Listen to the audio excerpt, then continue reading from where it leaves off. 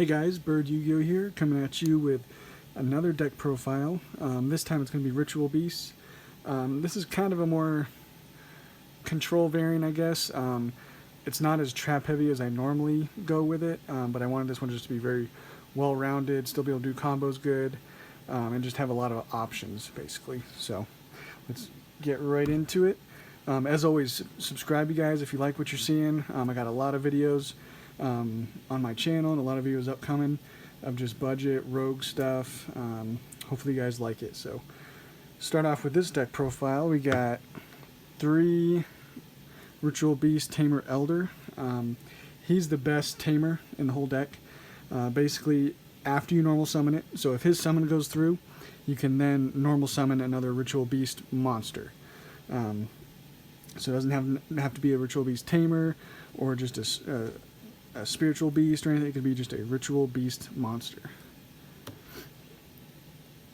So that one just allows you to get, basically for most of your combos, you just need 2 Ritual Beast on board, a Tamer and a Spiritual Beast on board to kind of go through with your combos.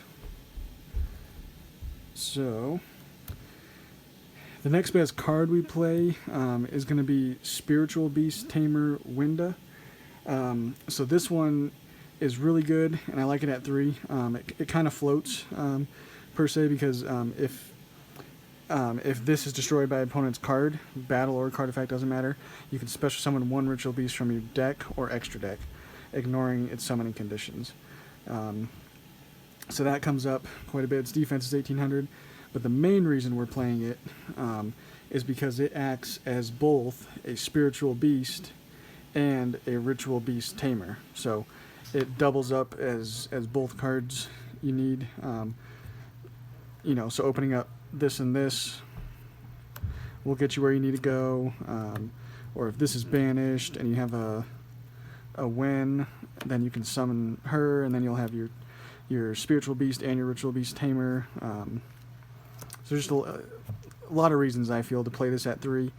You can definitely play it at 2 if you have other cards you want to play instead of it, but I like it at 3. It's got good attack, good defense, just a good card. And then you already saw it, but I play 2 when. This one, if it's normal summoned, you can target one of your banished Ritual Beast monsters and special summon it. And then with all of these, you can only special summon them once per turn. That's because of the way that you loop with your Canahawk. You can only do it basically twice. You're going to be getting them on board and then getting it back on board, but you can only special summon them once. So you can only basically revive them from the grave or banish zone once. Otherwise this deck would be super broken, and they would have to limit a whole lot more cards than just the Canahawk. We play 1 Lara. She's going to be, if you normal summon, she'll special summon from the graveyard. The reason we play 1 is because there's a better version of her, basically. That's Zephyr Pilica. This one, same thing. If you normal summon, you can target one in your 1 Ritual Beast in your graveyard and special summon it. The reason we like this more is because its attack is higher. That's basically the only reason. The only problem is it is pendulum. So if it goes to the grave, it actually goes to your on top of your extra deck. But otherwise, it's superior to Lara. But we do want to play both. One of each, just so we have options there. So that's it for the Ritual Beast Tamers. Now we got the Spiritual Beasts. By far the best one is Canahawk. This one, once per turn, you can banish 1 Ritual Beast card from your deck. And then during the second standby phase, you can add that card banished. So kind of like a gold sarcophagus type effect. I don't know if I've ever actually been able to add it, add that card off of his effect, but, theoretically, if you open up just him and a bunch of traps, you can normal him, ditch one of your, like a Lara or something, and then in your second standby phase, so you're stopping your opponent, hopefully, and then say he ends up in the grave, then you're adding this back to your hand, and then you can normal summon and then special summon and use its effect again. So that's definitely the reason you play him. He's very, very good. Rempengu is the next best one. If you don't open up Kanahawk and Elder, your next best opening is Elder Rempengu. This one you can, once per turn, you banish one Ritual Beast monster from your extra deck. So basically, any one of these really. And then you send one Ritual Beast with the same type as that monster from your deck to the graveyard. So you're getting one banished, but you're setting up your grave, basically, is primarily what he does. But it also gets a card in the banish zone, which is always good with this deck. One Apelio, I've gone back and forth on playing 2 or 1. In this particular build, I go with just 1. Like I said, this is kind of just a wide open build that can kind of do everything. But once per turn, you can banish one Ritual Beast from your graveyard, and for the rest of the turn, all Ritual Beast monsters you control gain 500 attack and defense. So he's kind of your way of obviously getting attack and defense, but also getting a card that you have in your grave if you want it banished. It's a really good way of doing that. And the last one is Petalfin. Just another name, basically, another spiritual beast monster. And it's Aqua, so say you use Rampengu, you do still want to have a target for your ulti Petalfin. If you banish this, you would still want to be able to send something if you so need it. But also, once per turn, you can banish one Ritual Beast card from your hand, just card, and then you target one card your opponent controls and return it to the hand. So it comes up every now and then. Not too often, though. Good defense, though. 2,000 defense. So that's it for the monsters. We're just sticking with the regular, just Ritual Beast monsters.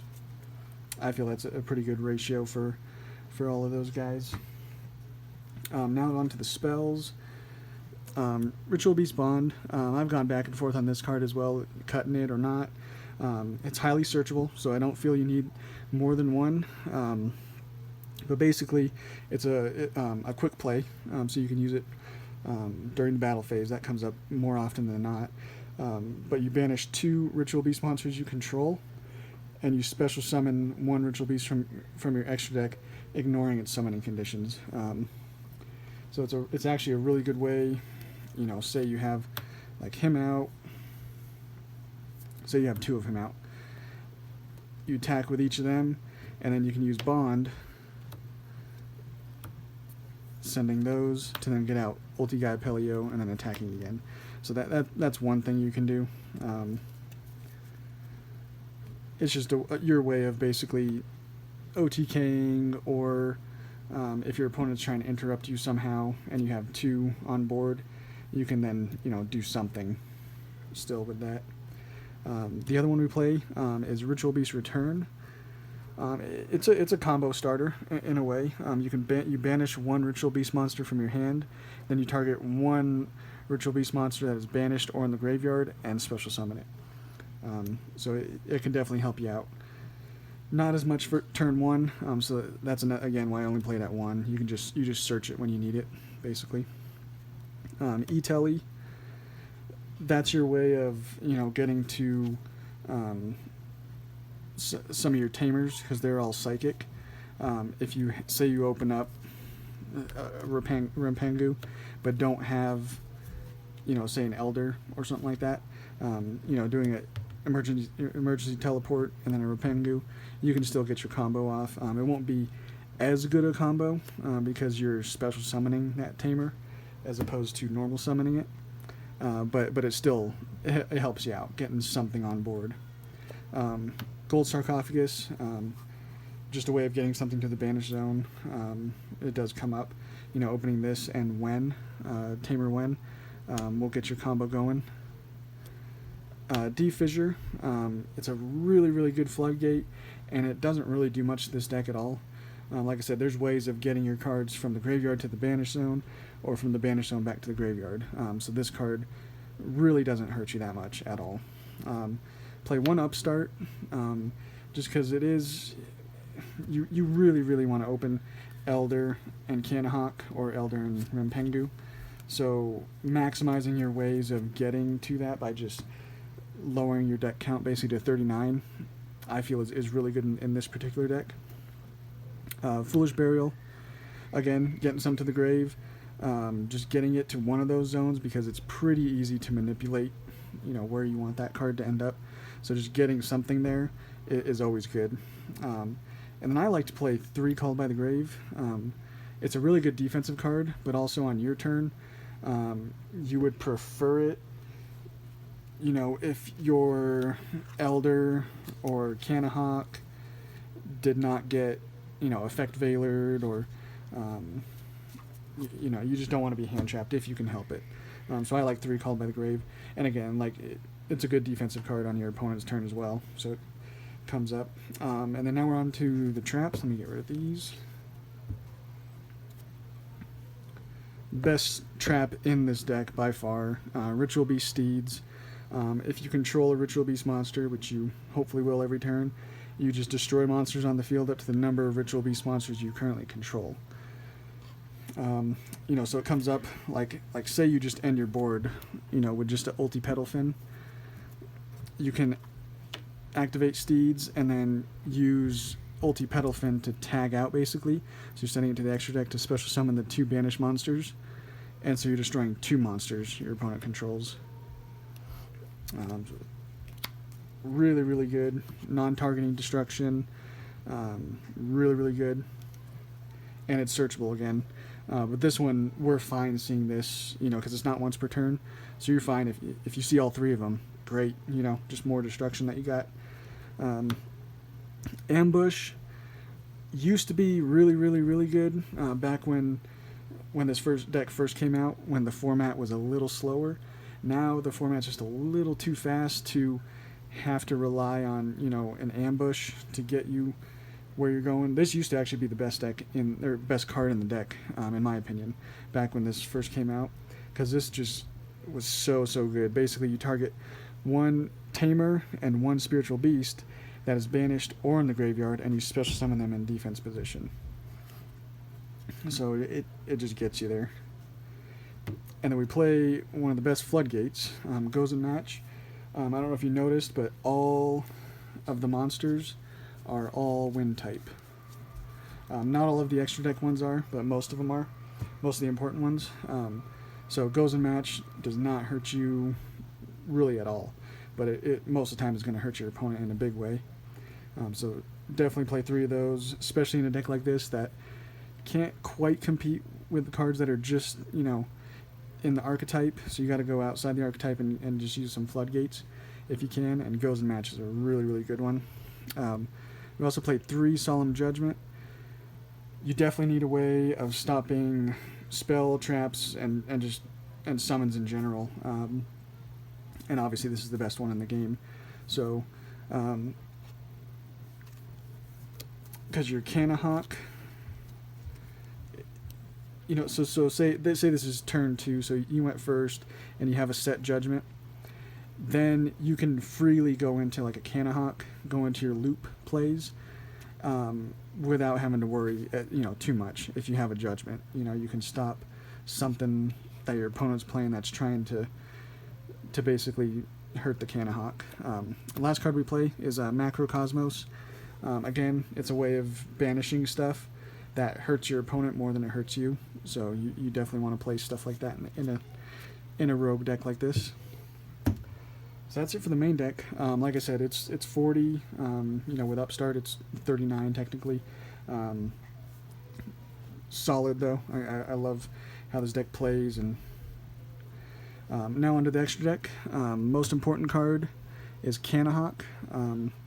He's your way of basically adding your traps if you need them, of just adding Ritual Beast cards in general.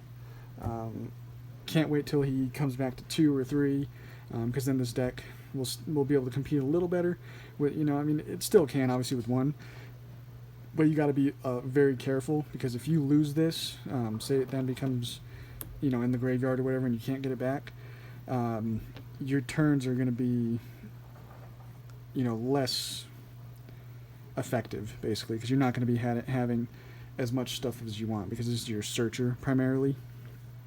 We played 2 Ulti Apelio. He's most of the time just going to be your attack guy. These all the ulti ones, and then there's 2. They all tag out, as well as the link monster. They tag out, which means you do not make these with polymerization. Basically, all of these, you just need a tamer and an elder, and then you banish these to then special summon out one of these. Any of them, do that same thing. And then you then can tag out on your opponent's turn. You send this to the grave, and then special summon these back. So a lot of times, you know, if say you have this on board at your opponent's end phase, most of the time you're going to want to be tagging out right away, so that you can, you know, basically get some monsters on board. Or like I said, you can go from 1 destruction with steeds to then make it 2 with steeds. So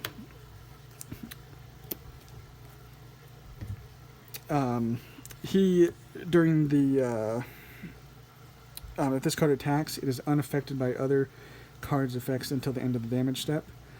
And actually, the tag out you could do on your turn as well. Like I said, most of the time you're going to be doing it on your opponent's turn. Cannon Hawk, you're going to be trying to do as much as you can on your turn to just get some searches and stuff. Ulti Petal Fin, this one cannot be destroyed by card effects.